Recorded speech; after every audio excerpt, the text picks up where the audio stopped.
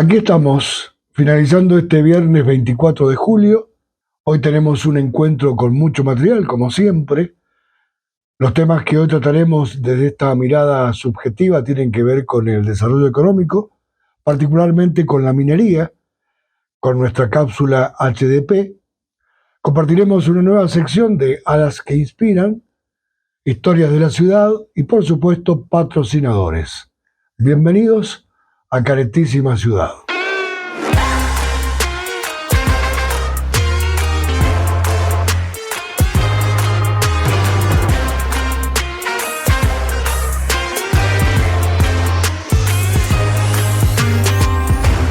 Esta sección del programa la patrocina Quinoteo. La quinoa tiene el poder de la tierra en cada semilla. Quinoteo, semillas agroecológicas. Consultas y ventas 54 9 261 650 51 67. Terminó el Mundial, volvemos a la realidad. Comenzó la campaña. Historias de la ciudad, en Caretísima Ciudad.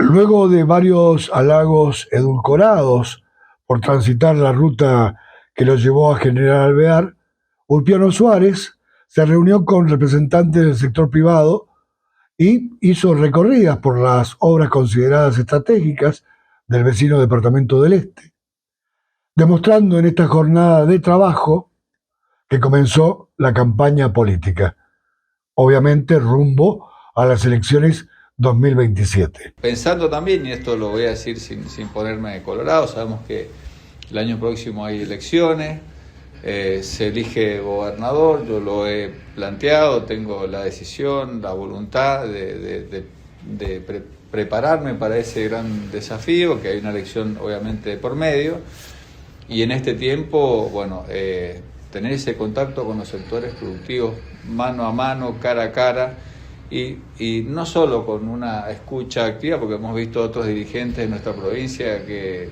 se la pasan dando vueltas escuchando. Y ya vimos que en el Este hubo una noticia donde un dirigente que pretende ser candidato a gobernador se sentó a escuchar a productores vitivinícolas sin ninguna propuesta. En esto lo que estamos haciendo con el equipo es no solo recorrer la provincia, escuchar de primera mano cuáles son sus inquietudes, cuáles son dentro de la situación económica del país, bueno, lo que destacan, que coincidimos, que es la estabilidad, el orden macro, pero también esas sombras que presenta el modelo, que es, bueno, las dificultades para acceder al crédito, la presión tributaria, que principalmente es nacional, porque en Mendoza venimos bajando impuestos, ingresos brutos y sellos, entre otros, y, bueno, como les decía, acceso al crédito, presión tributaria y cuestiones sobre las que versan principalmente los reclamos de las cámaras y los sectores productivos de Mendoza. A partir de eso, empezar a trabajar en herramientas que se puedan articular, viendo experiencias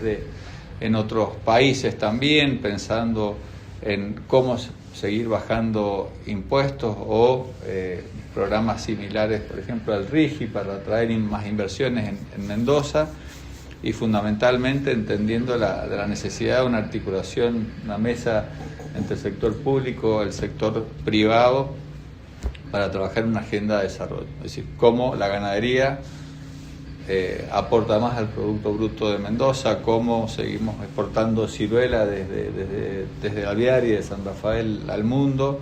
Entonces, bueno, no solo escuchar, sino también, bueno, en ese ida y vuelta, contar, bueno, qué es lo que estamos pensando para la etapa que viene, que tiene como condición o como base el orden que hemos logrado en Mendoza en estos más de últimos 10 años o más, ese orden, recuperar el Estado que presta servicios que le mejoran la vida a los mendocinos, y con el desafío de crecer.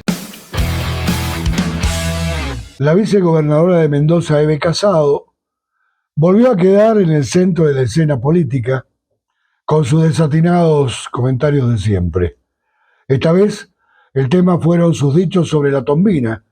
Aseguró que es un basural a cielo abierto y cuestionó la gestión de los residuos en la ciudad de San Rafael y señaló además que, aunque los vecinos separan los residuos en los puntos verdes, todos terminan en el mismo lugar. Desde el municipio señalaron que las expresiones de Casado contienen información incorrecta y sostuvieron que describir al predio como un basural a cielo abierto genera una percepción equivocada sobre el sistema y la disposición final de los residuos domiciliarios. Quiero creer que la vicegobernadora está hablando del desconocimiento, ¿no? Y les hago un pequeño relato cómo se proyectó ese parque de saneamiento. Cuando el intendente Félix, Omar Félix, llega a la intendencia, ahí sí había un basural a cielo abierto en Los Jilgueros, que tuvimos que hacer un relleno después muy importante cuando ya proyectamos este parque de saneamiento, donde tuvo una intervención fundamental la Universidad Tecnológica Nacional con el Centro de Ingenieros. Con ellos proyectamos este parque de saneamiento, también auditado por la Secretaría de Medio Ambiente en ese momento, ya por el 2007. Y bueno, obviamente desconoce cuál es el funcionamiento y cómo se opera una celda, porque la veo parada en una celda, donde prácticamente, por lo que veo, el nivel donde ella está, a unos 7 metros de la profundidad que tiene una celda. Una celda aproximadamente tiene 100 metros por 100 metros, es decir, 10.000 metros cuadrados de superficie, con una profundidad de 7 a 8 metros. Ella está parada en un lugar donde se ha hecho un relleno sanitario, por eso quiero creer que está hablando de un desconocimiento total de cómo se opera una celda y cómo se hace un relleno sanitario todos los días de los residuos sólidos urbanos que se depositan generalmente todos los días, salvo que haya algún imprevisto como tuvimos esos 2 días donde nevó, entonces se hace casi imposible acceder a ese lugar y menos que la empresa que opera el parque de saneamiento pueda trabajar. Nosotros somos auditados por la Universidad Tecnológica Nacional, que tenemos un convenio todos los meses, y a veces cuando tenemos alguna duda también por la cantidad, porque obviamente que eso varía. Para que usted tenga una idea, la recolección domiciliaria, que es lo que normalmente se vuelca en estos vertederos controlados, varía en la estación que tenemos en el año. De promedio tenemos 450 gramos por habitante, eso es lo que genera cada sanrafaelino. Pero obviamente que eso es un promedio, en el invierno baja y en el verano aumenta. O sea que también a veces acudimos a la facultad y a la gente que nos audita, a los profesionales, para ver cómo podemos avanzar, sobre todo en la capa que se debe colocar de suelo vegetal para que funcione y esté cumpliendo con las normas que exige el medio ambiente. Y sin duda está lo que ella ha firmado, están las máquinas operando, o sea que no llegó a un basural donde no había nada, llegó a una celda que, como les comentaba recién, tiene un diseño, tiene una construcción y tiene obviamente normas que debe cumplir para que funcione un parque de saneamiento. El ingeniero civil Hugo Reviglio nos explica cuáles son las características técnicas y cómo funciona el sistema de disposición de residuos. El diseño del parque de saneamiento funciona como un relleno sanitario, y lo que se hace es disponer los residuos en celdas que se ejecutan previamente, celdas que tienen 100% por profundidad entre 7 y 12 metros, de acuerdo a la necesidad. Y lo que se va haciendo es se va distribuyendo el residuo en capas, que es lo que se ve en el video, es justamente la máquina trabajando distribuyendo el residuo, y después se cubren con tierra. Ese trabajo es un trabajo que se hace diariamente, se cubren con tierra, entonces se va haciendo una capa sobre la otra y la máquina va trabajando. Primero en la distribución va compactando y después de que está con la tierra encima sigue compactándolo, porque el residuo necesita una compactación para un mejor rendimiento de la celda. Lo que se ve en el video es justamente a la persona que habla parada sobre una parte que ya está trabajada y se ve que no hay ningún residuo ahí porque está cubierto con tierra como corresponde. El presidente del Honorable Consejo Deliberante, Nahuel Arzcone, destacó que en los próximos días estará subiendo el proyecto de ordenanza para su tratamiento, una pieza que contempla un nuevo plan de ordenamiento vial muy importante para trabajar sobre el San Rafael que se piensa en los próximos 30 años. Se trata de una propuesta estratégica que permitiría optimizar las conexiones internas y proyectar nuevos corredores a futuro. La iniciativa incluye proyectos para la circulación vehicular, peatonal y hasta de ciclistas. En los próximos días va a estar subiendo este proyecto de ordenanza para tratarlo y justamente eso es decir qué San Rafael soñamos y pensamos para los próximos 30, 50 años. Entonces, este tipo de ordenanza, como es la de ordenamiento vial dentro del marco de ordenamiento territorial, vendría a ser, para que un poco el sanrafaelino nos entienda, es un poco el esqueleto de decir, ese San Rafael que nosotros queremos proyectar a través de sus nudos viales, de sus corredores, de la interconexión del distrito ciudad con el resto de los distritos. Turísticamente hablando es cómo va a darse el Cañón del Diamante, soñando con el paso de las leñas. A nosotros los sureños, a los sanrafaelinos, al Oasis Sur, siempre nos costaron los proyectos estratégicos. Nos costó mucho el gasoducto, nos costó también mucho tiempo el tema de la interconexión con San Luis, con la Horqueta, y también nos va a costar el tema del paso de las leñas. Entonces es ver qué es lo que va a pasar San Rafael cuando tenga un paso internacional, cómo nos vamos a preparar para ello. Cómo vamos a querer nosotros transitar con fluidez en nuestros vehículos, caminando, yendo en bicicleta. Eso tiene que ver con el ordenamiento vial dentro del marco de ordenamiento territorial. Es un poco el esqueleto y luego falta la musculatura porque van a haber otro tipo de proyectos dentro del marco de ordenamiento territorial que van a tener con la zonificación, de decir San Rafael económico, productivo, industrial y de servicio, cómo lo vamos a distribuir dentro del territorio, ir viendo en qué áreas se van dando un mayor desarrollo de ciertos servicios y en otras áreas no tenemos esos servicios, entonces ver de qué manera podemos ir impulsando del Estado para que eso conlleve y abarque a todo el territorio. La verdad que son proyectos muy lindos que le dan mucha fuerza y le dan mucha perspectiva de futuro para ese San Rafael que soñamos para nuestros hijos y ya para nuestros nietos también. Hoy la quinoa es un superalimento global, cultivada en Cuadro Venegas. Quinoteo, semillas agroecológicas, consultas y ventas 54 9 261 650 51 67.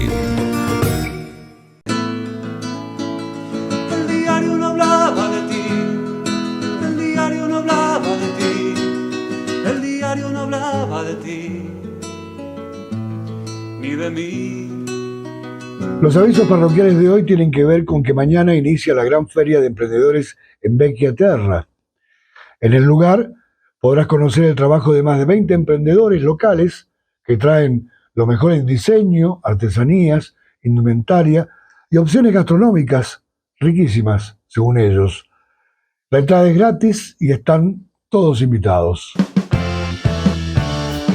Con máscaras o sin ellas. Caretísima ciudad.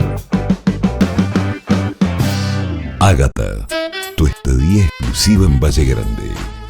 Un lugar de ensueño para relajar y disfrutar. Montaña, agua y paz. Contacto más 54 9 260 466 81 53. Que inspiran.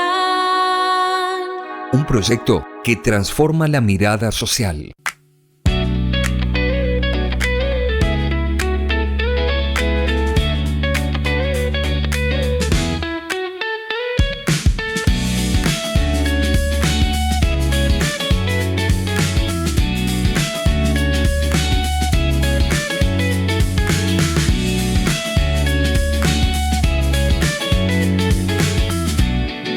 En noviembre del año pasado se llevó a cabo las jornadas de inclusión laboral en la Facultad de Ciencias Aplicadas a la Industria de la UNCUYO. El evento reunió academia, empresas y organizaciones sociales para impulsar políticas concretas de empleo inclusivo para personas con discapacidad. Mireia Portel nos cuenta de esta unión de voluntades. Nos unimos porque creímos importante de que la temática de inclusión laboral es un proceso multidimensional y se requiere el abordaje de todas las instituciones. Entonces creímos oportuno de unirnos la universidad como el sector académico y social de la sociedad, después la pastoral, porque reúne los valores de la dignidad, de la fe, de la humanidad y del valor del trabajo. Y la consultoría Norpon, porque articula entre empresas, une instituciones y personas con discapacidad para generar oportunidades reales de empleo y de pasantías.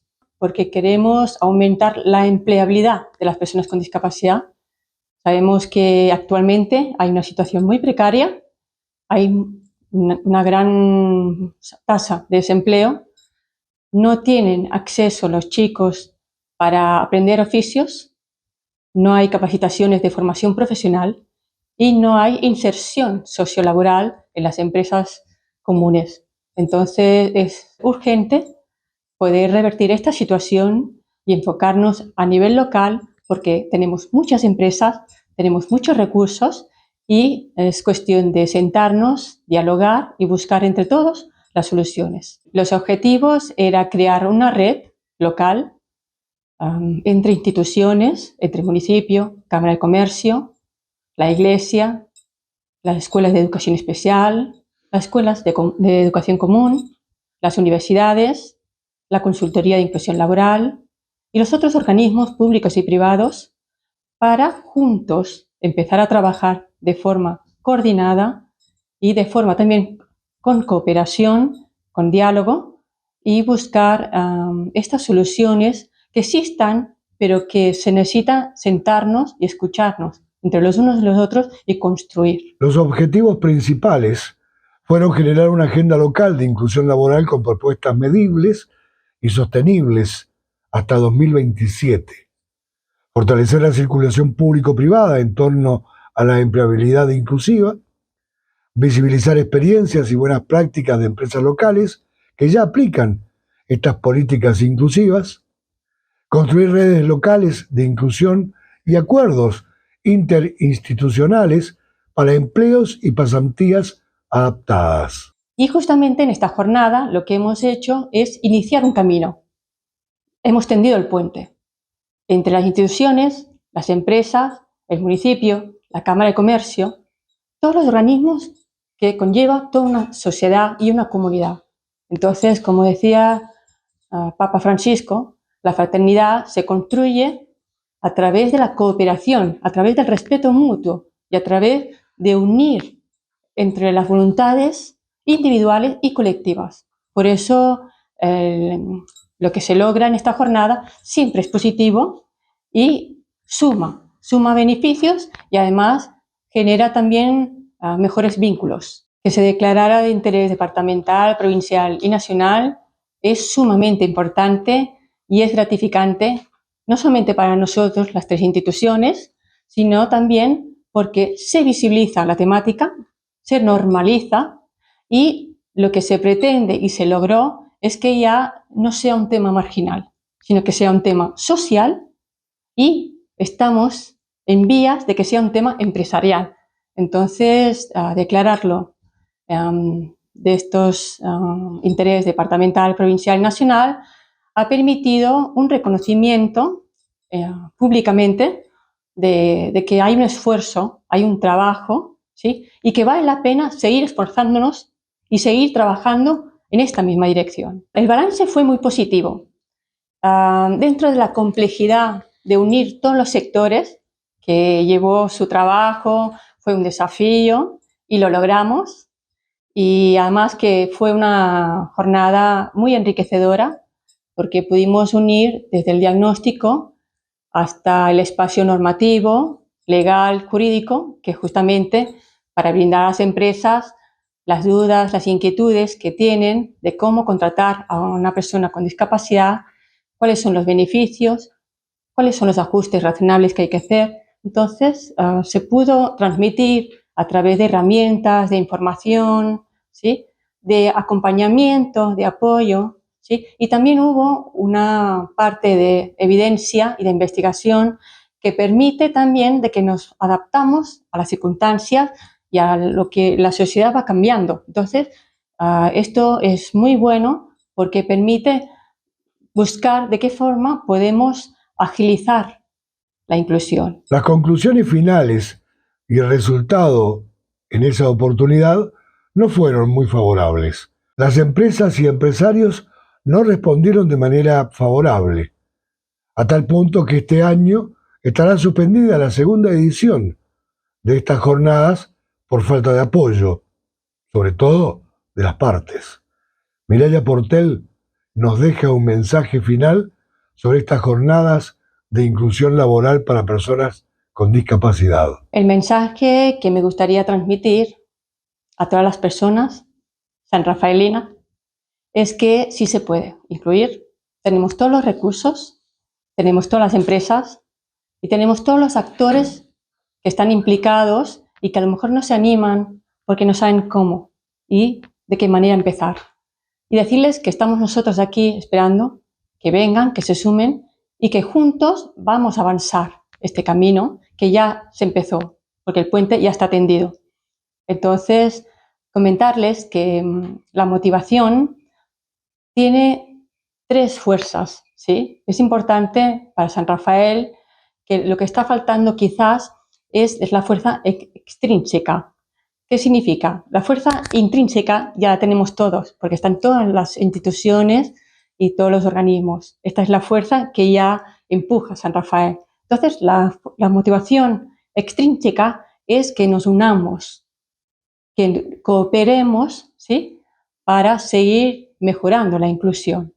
Y la fuerza trascendental es la que genera el impacto, que cuando estemos juntos trabajando, que estén las agendas abiertas a nivel social, a nivel educacional y a nivel empresarial, ahí generará una fuerza trascendental que generará un mejor entorno, más inclusivo y más empático. Y quisiera mencionar una frase del doctor Roberto Órdenes, al que conocí hace años, un abogado con discapacidad motriz, un ciudadano con honores, ilustre, un ciudadano ilustre, muy querido, y que decía que hay que avanzar pese a las barreras, pese a los desafíos de la discapacidad, y hay que unir las familias y a las personas con buena voluntad, porque justamente uniéndonos es como podemos enriquecer a la sociedad, porque vamos a resaltar el potencial humano, las capacidades que todos llevamos y que, siendo distintos que somos todos, es lo que nos enriquece por nuestra autenticidad. Caretísima ciudad.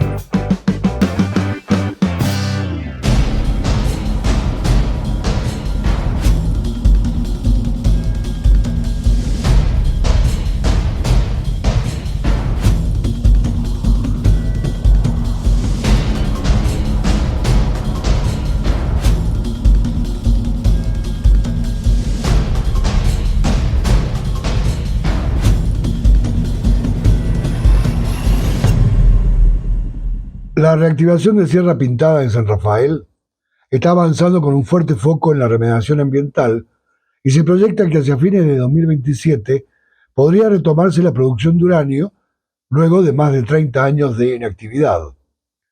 El complejo es considerado el mayor yacimiento de uranio del país y su reapertura busca reducir la dependencia de importaciones para abastecer las centrales nucleares argentinas.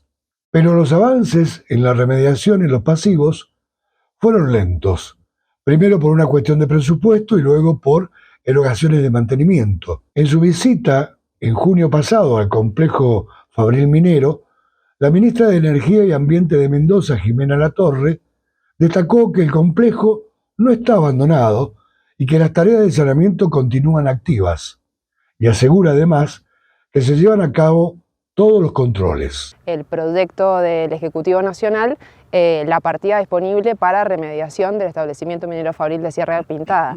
La partida estaba, los fondos figuraban. Lo que ustedes tampoco van a olvidar es el proceso inflacionario de ese periodo que licuó ese presupuesto. Por lo tanto, con muchísimo esfuerzo y gran profesionalismo, quienes estuvieron acá durante todo ese tiempo pudieron mantener la seguridad de los pasivos y del ambiente con un presupuesto que no permitía avanzar a un ritmo mucho más acelerado, porque lo que estaba o hubiese estado destinado a inversiones para poder concretar los hitos de remediación, se relocalizó en operación y mantenimiento. ¿Y se asegura que no hubo filtraciones? Porque los ambientalistas te dicen, hay filtraciones, hubo filtraciones, con las tormentas. Bueno, eso fue una fake news que realmente en su momento me llevó a hacer una denuncia penal, porque la falta de responsabilidad tiene un límite en la cual deja de ser una falta de responsabilidad, de ética o de moral y pasa a ser ya un delito. Entonces, llevar o sembrar caos en la ciudadanía con un propósito, como en ese momento la prensa amarillista que puso esas noticias y generó caos o confusión al menos en la sociedad, configura un delito, por eso lo denunciamos. No sé cuáles son los argumentos técnicos, me encantaría que los tuvieran quienes dicen que han habido filtraciones, pero como les decía recién, hay distintas autoridades regulatorias y de control, no tan solo la Dirección de Gestión y Fiscalización Ambiental, sino una auditoría científica y técnica externa, imparcial, que es la Facultad de Ciencias Aplicadas a la Industria, y está la Autoridad Regulatoria Nuclear, que fiscaliza también el funcionamiento de estas operaciones. Por lo tanto, si cualquier organización ambientalista tiene informes que puedan rebatir los controles de las autoridades de control, tanto ambientales como regulatorias nucleares, sería bueno que los pongan a disposición tanto de ustedes como de nosotros. Sergio Diegues, gerente de producción de materias primas de la Comisión Nacional de Energía Atómica, nos explica sobre el recorrido hecho en esta oportunidad. Estamos visitando en este momento la cantera La Terraza, que es la cantera que en el año 1995 estaba en operaciones cuando se detuvieron las operaciones extractivas. Es donde se encuentra el recurso mineral en conjunto con otras canteras que está más hacia el sur y un cuerpo que estaría más hacia el norte que aún no ha sido destapado. Esos serían los recursos que dispone Sierra Pintada. Como pueden apreciar, la metodología que se utilizó para extraer los minerales fue a cielo abierto. Por eso es que lo que están viendo en el frente ese son las bermas de la roca estéril, o sea, la roca que tapaba al mineral y que es un pasivo ambiental, diríamos, roca que no tiene mineralización, pero que hubo necesidades de quitarla para poder acceder a los horizontes mineralizados. En consecuencia, aquí tenemos mineral en el fondo de la cantera, y el agua que ustedes están viendo es el agua que, una vez que cesó las operaciones, agua superficial y agua de escorrentía y agua subterránea, se incorporó al hueco de la cantera. Entonces, al estar en contacto con esas rocas mineralizadas, elevó un poquito el contenido de diversos elementos y ese es el agua que nosotros tenemos que tratar, el proceso de remediación. El agua de cantera, no empezaríamos con esta, sino con una que está más hacia el sur, que se denomina Tigre 3, que ya está agotada.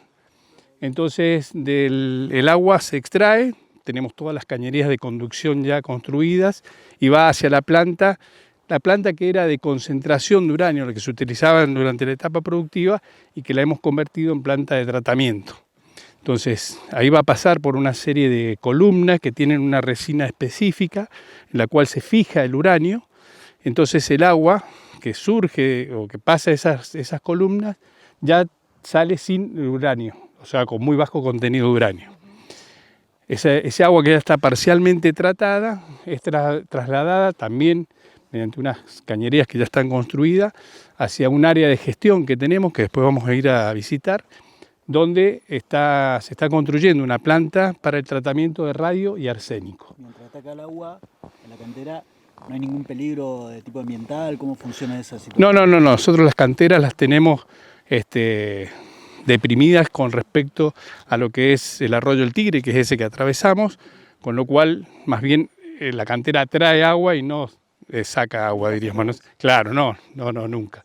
Polietileno de alta densidad, con una georred entre membranas que permite que si en el caso de que la membrana superior, que es la de sacrificio, es donde está el agua, hubiera una pérdida, esas pérdidas son captadas también por ese sistema y conducidos también a la estación de bombeo, con lo cual se garantiza la total estanqueidad de los líquidos. Lo que estamos viendo ahora es agua de cantera que se ha dispuesto con los permisos del Departamento General de Irrigación y de la parte ambiental de la provincia para protección de la geomembrana, para que tenga mayor durabilidad, por supuesto. Y acá va a venir el agua de las plantas. El agua de planta que va a ser tratada en la planta por uranio, diríamos, va a ser conducida a aquella plantita que está en construcción, que es la planta de tratamiento de radio y arsénico. La reactivación de Sierra Pintada es un proyecto estratégico para la soberanía energética argentina, pero enfrenta un delicado equilibrio entre la necesidad de reducir importaciones y los desafíos ambientales y también sociales. Si miramos a través de la historia, veremos un panorama no muy alentador en el estado en que quedan las locaciones afectadas por la minería. El 2027 aparece como un horizonte clave, aunque dependerá de mantener la coordinación institucional y superar las resistencias locales. Federico Ramos Napoli asegura que la decisión ya está tomada. Toda la infraestructura necesaria para hacer el punta a punta de las tareas de remediación lista, y obviamente lo pueden ver que es, el vaso 4, que es lo que está antes de la planta en construcción, se terminó a fines del mes de abril. Inmediatamente después comenzó la construcción de la planta, que entendemos que va a estar lista antes de fin de año, pero que ya tiene su financiamiento asegurado. Y sí, para el año que viene restan hitos para poder cerrar el ciclo de todos los pasivos ambientales que llevan más de 25 o 30 años en la zona de Sierra Pintada. Todo esto obviamente puede tener como catalizador la reactivación de la planta, porque trataríamos los pasivos a una velocidad mayor de la que permite tratar la infraestructura con la que contamos actualmente. Pero por eso, antes lo mencioné y lo reafirmo, la prioridad de volver a minar uranio en la Argentina es absoluta. Hay una ventana de tiempo que tenemos que capitalizar, y obviamente poder hacerlo en Sierra Pintada y a la vez cumplir con la remediación de los pasivos ambientales es saldar una deuda histórica que la CONEA contrajo antes de 1997 incluso. Con lo cual, todo el recorrido histórico que hicimos desde los intentos del 2004 y 2015 hasta la declaración de impacto ambiental obtenida en el 2019 y en el 2025 la licencia de parada programada, son pasos que representaron avances de cara a poder comenzar, como hicimos en estos meses, con las tareas de remediación. Por ejemplo, un inversor a pensar en reactivar, por ejemplo, la producción acá en Sierra Pintada, si eso sucediera, por ejemplo? Si ese inversor cumple con todos los requisitos ambientales, no habría ningún problema con que lo haga.